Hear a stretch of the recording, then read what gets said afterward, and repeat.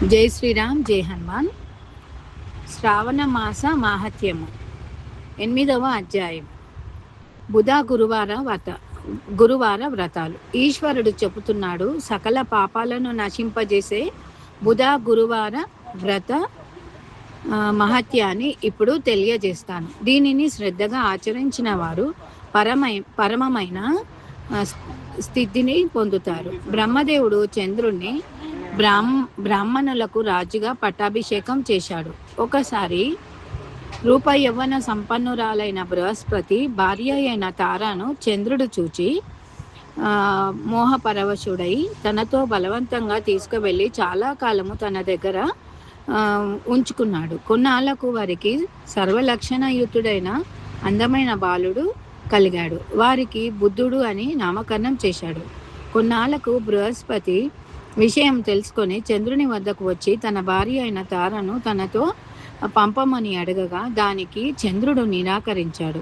అప్పుడు దేవగురువైన బృహస్పతి దేవేంద్రునికి ఆ విషయం తెలియజేసి చంద్రుణ్ణి మందలించి తన భార్యను అప్పగించవలసిందిగా చెప్పాను. లేకపోతే చంద్రుడు చేసిన ఆ పాపంలో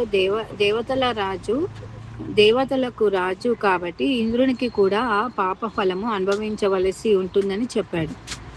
దానితో ఇంద్రుడు చంద్రుని ఆదేశించగా తారను తన భర్త అయిన బృహస్పతికి అప్పగించాలని అప్పగించాడు. కానీ బుద్ధుణ్ణి తనతోనే ఉంచుకున్నాడు. దేవేంద్రుని మాటను గౌరవించి తారను బృహస్పతికి అప్పజెప్పినందువల్ల చంద్రుడు తన వద్ద ఉంచుకున్నాడు. బృహస్పతి అంగీకరించినందుకు బృహస్పతికి ఏదైనా ఉపకారం చేయాలని దేవతలు నిర్ణయించి గ్రహాలలో ఒకటిగా బుద్ధునికి పట్టం కట్టారు. అంతేకాకుండా బుధ గురువారాలలో ఇరువురిని కలిపి పూజించాలని, అలా పూజించిన వారికి సంపూర్ణ సిద్ధి కలుగుతుందని వరం ఇచ్చాడు.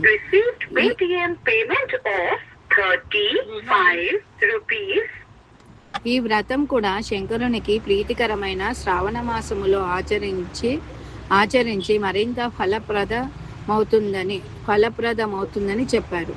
ఈ వ్రత పాలనలో నైవేద్యం దద్దోజనం నివేదించాలి. ఆ ఇరువురి మూర్తులను ఉంచి పూజిస్తే స్థానాలను బట్టి ఫలితం ఉంటుంది. ఊయలపై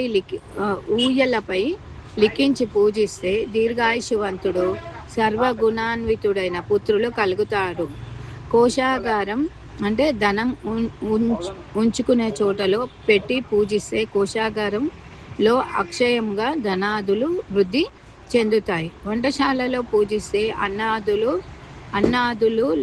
అన్నాదులకు లోటు రాదు. పూజా మందిరములో పూజిస్తే ఆ దేవత అనుగ్రహం కలుగుతుంది. పడక గదిలో పూజిస్తే భార్య వియోగం కలగదు.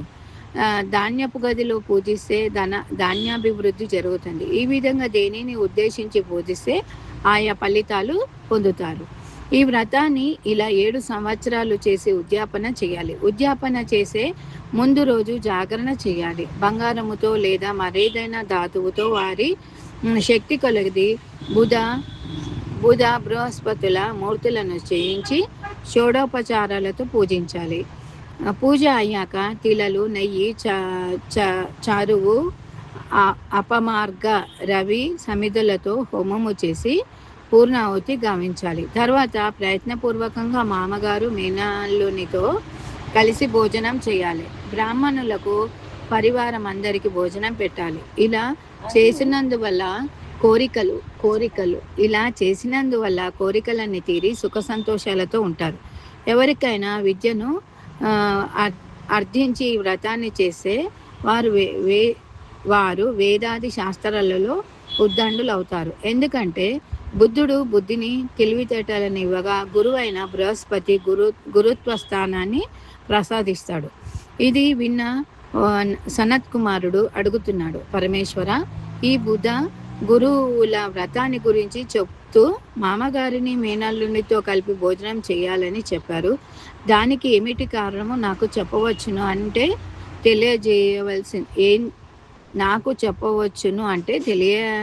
చేయవలసినదిగా వేడుకుంటున్నాను. ఈశ్వరుడు చెప్తున్నాడు. పూర్వకాలంలో ఒకానొక మేనమామ, మేనల్లుడు దీనావస్థలో జీవించేవారు. వారు ఇంటింటికి భిక్షాటనకి వెళ్ళేటప్పుడు శ్రావణ మాసములో ప్రతి వారము వివిధ దేవతా వ్రతాలు ఆచరించే వారిని చూచేవారు. కానీ బుధ గురువారాలలో ఎవ్వరికి ప్రత్యేకంగా పూజించలేదేమి అని అనుకుని విచారించి బుధ గురువారాలు తాము పూజించాలని నిర్ణయించుకున్నారు. కానీ ఆ వ్రత విధానం తెలియదని చాలా బాధపడ్డారు.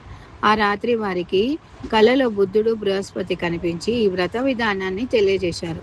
దానితో వారు ఆనందించి ఆ వ్రతము చేయసాగారు. ఆ వ్రతం ఆచరించిన నాటి నుండి రోజు రోజుకి వారు సంపన్నులు కాసాగారు.